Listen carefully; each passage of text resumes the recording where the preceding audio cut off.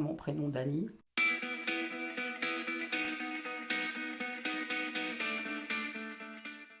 Comme une personne ordinaire, simple, euh, honnête parce que de toute façon et sincère parce que moi il faut que même si quelquefois ça déplaît à certaines personnes, moi j'aime bien être carré quoi.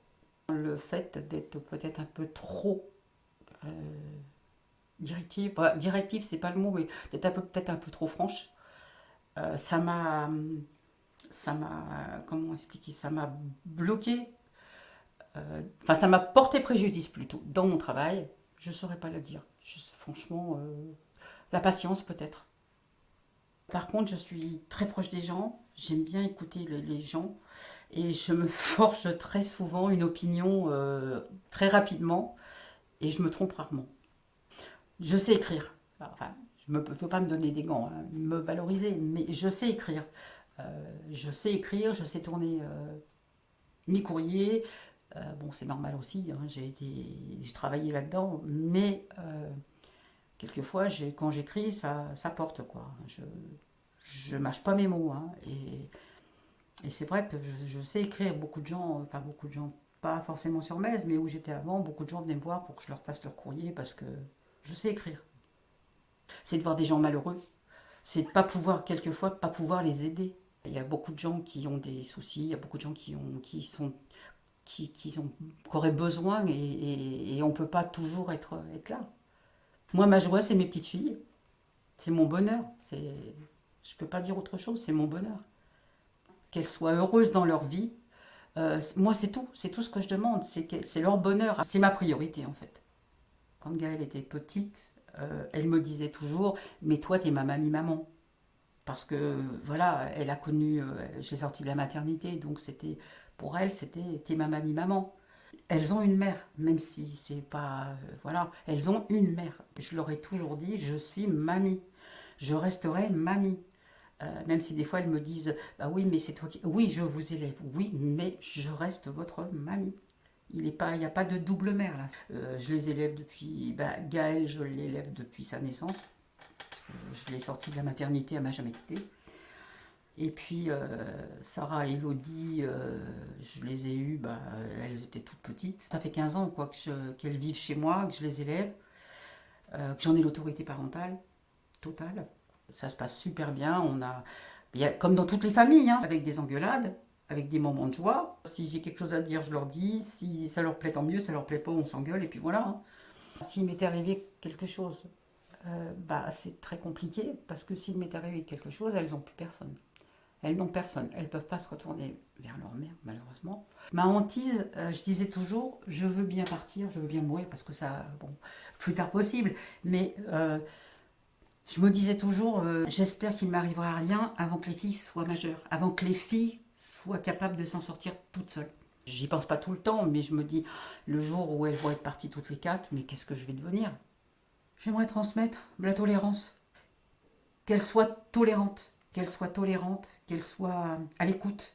C'est important, pouvoir s'écouter, pouvoir se soutenir. Je leur ai dit, il faut vous soutenir, qu'il se passe n'importe quoi à n'importe quel moment de la vie, mais restez proches, il faut vous soutenir. C'est tellement important. C'est la seule chose que je peux leur dire, soutenez-vous. Bah, c'est ma tribu, hein.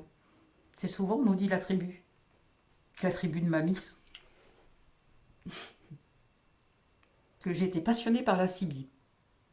La CB, c'était la bonne époque, hein. C'était avoir une CB installée chez soi, parce que moi je faisais de la CB de chez moi, comme j'ai pas le permis ni quoi que ce soit, mais je faisais de la CB de chez moi. J'avais une grande antenne de plus de 5 mètres sur mon toit, et on communiquait avec les routiers, on faisait des radioguidages, on leur disait quand il y avait les flics qui étaient là, quoi, de faire attention. Puis c'était un moyen de communication, c'était bien. C'est chouette, on faisait des réunions entre cibistes, mais pour moi, c'était vraiment à une époque formidable, quoi. C'était mieux que Facebook, hein. Puis maintenant, on voit plus de cibistes, à part les routiers qui l'ont peut-être encore dans leur camion, mais sinon, c'est très. Voilà, ça s'est vraiment perdu, quoi. Mais à l'époque, c'était vraiment. Tout le monde avait la CB, que ce soit dans la voiture, dans le camion ou autre. Ce que j'aime faire maintenant, être sur Facebook, faire des jeux, parce que j'adore, je joue, j'aime bien. Sur Facebook, j'y suis surtout pour commenter des conneries, en fait. Je lis les commentaires et ça m'amuse, quoi. Certains sont bien, certains moins bien. Ce que j'aime faire aujourd'hui, bah, faire des choses avec mes petites filles. Qu'on se rapproche, parce qu'on est vraiment plus que toutes les quatre, quoi. On est vraiment un noyau très soudé, très complice toutes les quatre. Et voilà, ma plus grande joie, c'est quand on se fait un resto toutes les quatre, quand on va passer une journée à Montpellier, que ce soit pour aller à l'aquarium, à Odysseum, n'importe où, mais qu'on soit à faire des choses toutes les quatre. J'ai ma force chez moi qui me, qui me pousse, en fait. Et qui m'aide, parce que je serais toute seule, je suis pas sûre qu'au jour d'aujourd'hui, je serais même encore là, tu vois, parce que j'en avais plus envie. J'ai vécu vraiment des choses qui étaient pas vraiment, qui ont fait très très mal à un moment donné, et je crois que j'avais plus la force. C'était quelque chose de très très dur, et je pense que j'aurais pas eu la force de continuer si j'avais pas eu les filles. Elles m'ont vraiment soutenue et elles me soutiennent encore. Mais bon, maintenant je vais mieux parce que ça, j'ai mis longtemps à passer cette épreuve. J'ai mis plus de 2 ans où j'osais plus sortir de chez moi. J'avais l'impression que les gens me regardaient de travers, alors que j'y étais pour rien, mais j'avais l'impression que les gens me regardaient de travers. Et franchement, j'ai eu ce bonheur d'avoir mes petites filles qui étaient là, mes mamies, et on est là et qui sont toujours là et qui me poussent. J'accepte beaucoup de choses. Je suis quelqu'un de très tolérant et j'accepte beaucoup, beaucoup, beaucoup, beaucoup, beaucoup de choses. Mais le jour où j'explose, j'explose. Maintenant, j'ai énormément de patience. Je sais, euh, oui, supporter beaucoup, beaucoup. Mais je te dis, le jour où j'explose, j'explose, quoi. Après, c'est fini, hein. Une fois que j'ai explosé, c'est terminé. Il ne faut plus revenir. Mais voilà. Après, physique, oui, je suis quelqu'un de costaud quand même, hein. Je ressens facilement les choses. Je ressens facilement même la personne qui est en face de moi, tu vois. Si vraiment c'est quelqu'un qui est sincère, si c'est vraiment quelqu'un qui, voilà, qui va raconter des conneries, quoi. Je marche beaucoup à l'intuition. La raison, un peu moins. Bah écoute, j'essaye d'aider les autres comme je peux.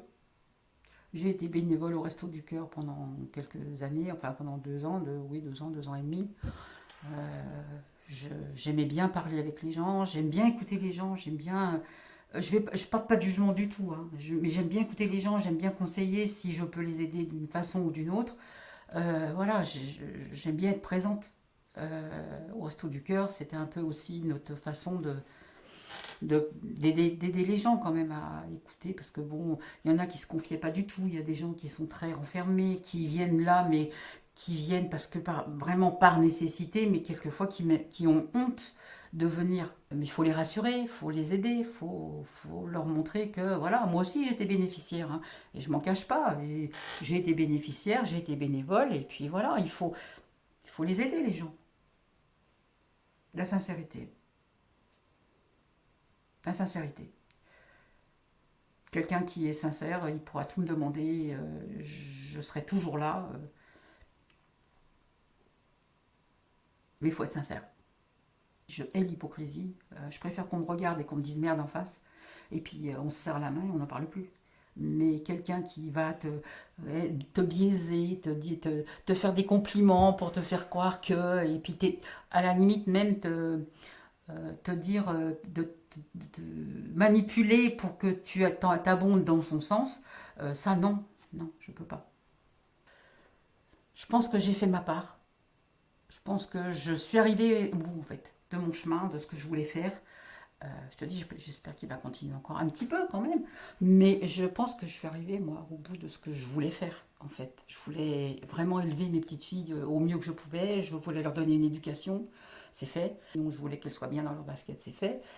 Je pense avoir réussi ce que je voulais réussir. Et je souhaite, mais vraiment, qu'elles rencontrent quelqu'un, qu'elles soient heureuses dans leur vie, qu'elles réussissent, qu'elles gardent un souvenir de leur grand-mère, comme j'ai dit, un peu casse-pied, quoi. Mais qui était quand même toujours là pour les soutenir, pour les aider à s'élever. Elles ont leur vie à faire, hein. Elles ont leur vie à mener quand même, hein. Leur grand-mère, oui, ça a été leur pilier pendant des années, mais là maintenant, il faut qu'elles pensent à elles, il faut qu'elles se construisent elles. Mamie, elle sera toujours là. Elles le savent que mamie, elle sera toujours là. Mamie, elle sera toujours là dans des expressions, dans des façons de penser, dans des conneries que mamie, elle a racontées. Mais ce sera d'une autre façon.